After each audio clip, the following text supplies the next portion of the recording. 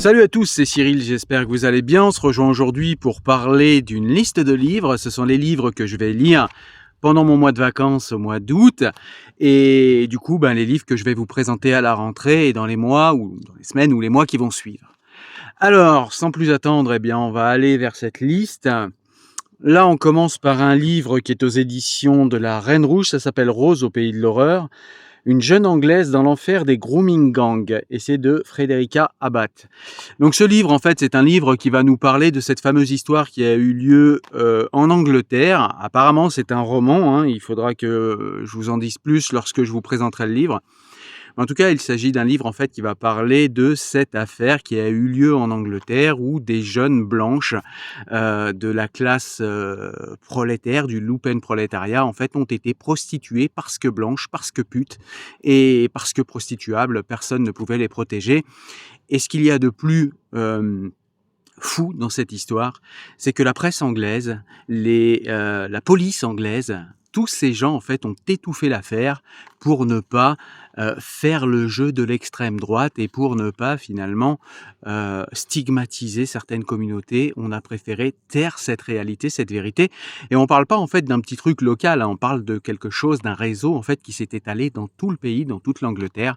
On en parle à la rentrée avec ce livre-là. Le livre suivant est un livre de Cécile Chabot que nous avons reçu sur la chaîne il y a une semaine ou deux, je me souviens plus, je vous mettrai le lien en description.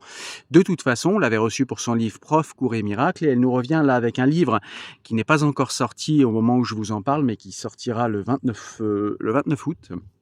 De mémoire, Si nous n'étions captives, toujours aux éditions de l'Archipel. C'est un roman en fait qui va nous parler d'un Paris des années 1820. Paris est en ébullition. Ourika, un roman anonyme prenant l'égalité des races, vient de paraître et suscite un engouement sans précédent. Partout on se l'arrache. Voilà de quoi on va parler cette fois avec Cécile Chabot. Le livre suivant est un livre que j'ai presque terminé. C'est un livre de Nadia Girt, L'affaire du tweet. Nadia a été l'auteur d'un tweet, a commis un tweet qui lui a valu beaucoup de problèmes, qui lui a valu beaucoup de déconvenues. Et normalement, on devrait en parler en fait avec Nadia à la rentrée. C'est aux éditions H&O que je remercie pour l'envoi. Un livre, c'est une dystopie en fait qui m'a été envoyée par les éditions FIP. Ça s'appelle Meurtre au Génissé, Éric Marsaudon. Alors j'ai regardé un petit peu, il s'agit d'une dystopie féministe, c'est-à-dire qu'on se trouverait dans un monde où il n'y a plus d'hommes, où il n'y a que des femmes qui décident de vivre dans un monde parfait entre femmes, et on voit ce que ça donne dans cette dystopie-là. Le livre suivant est un livre que j'ai terminé dans quelques pages, ça s'appelle Vivre sans la République. Ça, je sais que c'est un livre dont je vais vous parler, parce que c'est un livre qui me tient particulièrement à cœur, parce qu'il fait écho à mon enfance. C'est une femme qui nous parle en fait, donc Chronique d'une femme à Saint-Denis, et c'est une femme, Nouria Alouane, qui nous parle finalement de ce qu'elle a vécu à Saint-Denis. Et comment elle y a vécu sans la République. Est-ce que cela engendre de vivre sans la République? Et surtout, est-ce que tout cela est voulu ou pas? Il y a une analyse quand même dans ce livre. C'est un livre témoignage, mais c'est pas qu'un témoignage. Il y a des analyses aussi, c'est très intéressant. J'ai beaucoup aimé. Je suis assez d'accord en plus avec les analyses de l'auteur. Donc voilà, je vais vous en parler avec grand plaisir à la rentrée. Le livre suivant est un livre que j'ai commencé également. Alors lui, je le commence tout juste. Ça s'appelle Le Prix du Progrès aux éditions de l'Échappée. C'est un livre de Aldous Huxley, c'est un essai cette fois. Vous connaissez probablement la dystopie d'Aldous Huxley, Le meilleur des mondes, où il fait une critique finalement des sociétés actuelles et des sociétés progressiste. Attention, Aldous Huxley n'est pas d'extrême droite, je dis ça pour les gauchistes qui pourraient passer rapidement dans le coin, les gauchistes un petit peu hystériques et énervés. Non, Aldous Huxley, c'est quelqu'un de très bien, c'est un intellectuel de premier plan, et c'est quelqu'un qu'il est extrêmement intéressant de lire. Et là, dans sa critique du progrès sous la forme d'un essai, en tout cas pour le début, ce que je suis en train de lire, c'est vraiment très intéressant, et je pense que je vais vous en parler de ce livre. Alors, le livre suivant est un livre des éditions FIP. C'est un livre qu'ils m'ont envoyé. Je les remercie pour l'envoi, même si je ne l'ai pas demandé, mais ils ont pensé que c'est un livre qui pouvait me plaire. Et donc, c'est sympa de leur part d'y avoir pensé. Ça s'appelle La fabrique du déni, enquête sur le négationnisme contemporain. de Jean Caste. Écoutez, je le lis et puis je vous en dis plus si jamais je trouve qu'il est intéressant. A priori, il n'y a pas de raison. Les éditions FIP font des livres qui sont très très intéressants. On a reçu plusieurs auteurs de cette maison d'édition. Je pense qu'on va en reparler. Le livre suivant est un livre conversation entre Éric Fortorino, que je ne connais pas, et Amine Malouf de l'Académie française. Pour ceux qui suivent la chaîne depuis les débuts, vous savez à quel point j'affectionne Amine Malouf.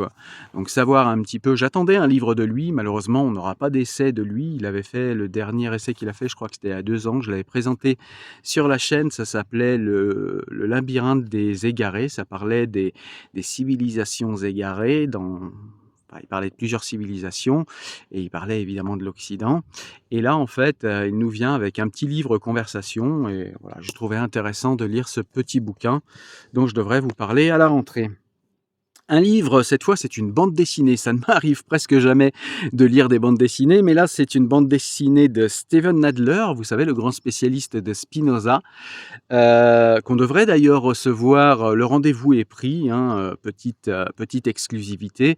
On va le recevoir à la rentrée, en fait, Steven Nadler, pour parler de Spinoza. Et là, il nous fait un livre qui a été illustré par son fils, Ben Nadler, et ça s'appelle Hérétique, les merveilleux et périlleux débuts de la philosophie moderne. C'est aux éditions H&O qui ont eu la gentillesse de me l'envoyer.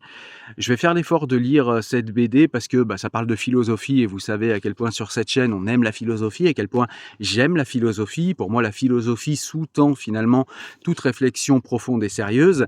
Et du coup, ce livre qui nous raconte l'histoire des idées modernes, ça ne peut être que très intéressant, surtout quand on connaît l'érudition de Steven Nadler. Donc voilà, un livre dont je vais vous reparler. Et puis je remercie les éditions H&O de me l'avoir envoyé.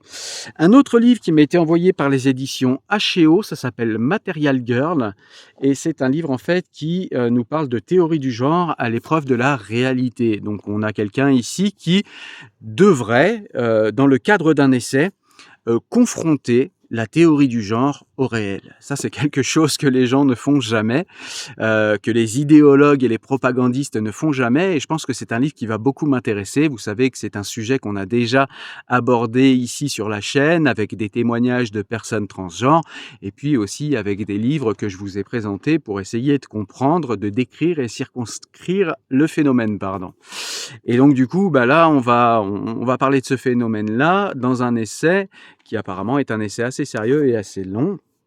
Kathleen Stock est philosophe, écrivaine et féministe. Elle a été professeure à l'Université de Suisse et a travaillé sur l'objectivation et l'orientation sexuelle. Donc c'est a priori une spécialiste dans le domaine. Le seul problème, c'est qu'il doit y avoir une interview, mais l'interview doit se passer en anglais et je suis très très mauvais en anglais. Donc je vais voir comment je peux me débrouiller, mais j'aimerais bien quand même échanger avec cet auteur. Peut-être qu'on le fera à l'écrit, nous verrons.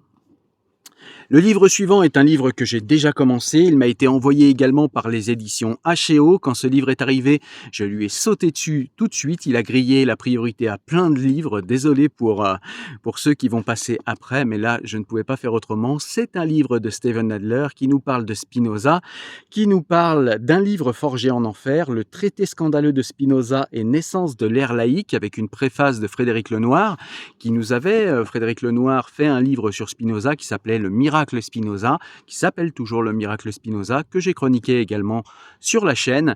Et là, ce livre, en fait, moi j'ai sauté dessus parce que, en fait, si vous voulez, quand on parle de Spinoza, très souvent on parle de l'éthique, on parle de béatitude, on parle du conatus. Certains vont également, quand on va un petit peu plus loin, parler du déterminisme et de la manière dont Spinoza voit la liberté. Ce sont tous des sujets qui sont passionnants. Moi aussi, sur cette chaîne, j'ai fait beaucoup de vidéos sur Spinoza et je suis allé sur ces sujets également, comme tout le monde. Mais il y a un sujet sur lequel moi, je suis déjà allé sur cette chaîne et un sujet sur lequel peu d'intellectuels vont, parce que j'ai l'impression qu'aujourd'hui, la philosophie, en fait, ne doit pas montrer qu'elle est capable de changer les choses. La philosophie, aujourd'hui, elle doit être inoffensive pour qu'elle ait droit de citer dans les débats. Et justement, Spinoza nous a écrit un livre qui s'appelle Le traité des autorités théologiques et politiques et qui est tout, justement, sauf cela. Le traité des autorités théologiques et politiques et la manière dont il a été finalement accueilli, on va dire, dans les Provinces-Unies du XVIIe siècle, eh bien, c'est de cela dont va nous parler ici Steven Adler, encore une fois spécialiste, s'il en est, spécialiste mondial de Spinoza. Et on va parler justement de ce livre avec Steven Adler quand il va venir sur la chaîne. Je vous l'ai dit, il y aura une interview, je crois que c'est le 10 septembre, elle devrait être en ligne aux alentours du 11-12 septembre.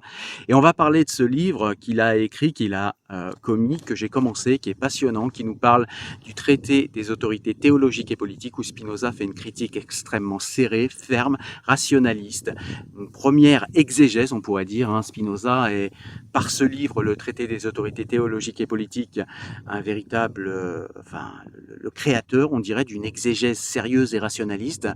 Et ce livre, en fait, le traité des autorités théologiques et politiques est un livre que les détracteurs de Spinoza disaient forgé en enfer.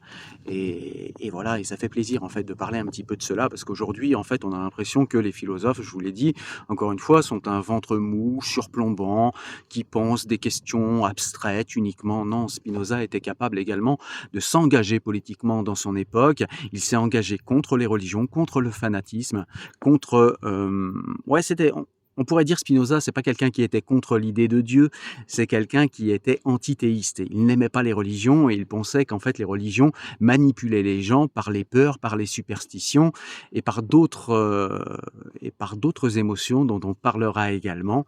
Je vais un petit peu trop loin. Chaque fois qu'on parle de Spinoza, j'ai du mal à m'arrêter, mais je vais m'arrêter là et on en parlera avec Steven Adler. Ce sera peut-être aussi intéressant, voire plus intéressant. Le dernier livre est un livre d'une youtubeuse. Je ne lis jamais les livres des youtubeurs habituellement. Là, je fais une exception parce que c'est une personne qui n'est pas apostate de l'islam. J'ai failli me tromper, mais en tout cas, elle gravite dans le milieu de l'apostasie de l'islam en France. Elle critique beaucoup l'islam et les textes islamiques.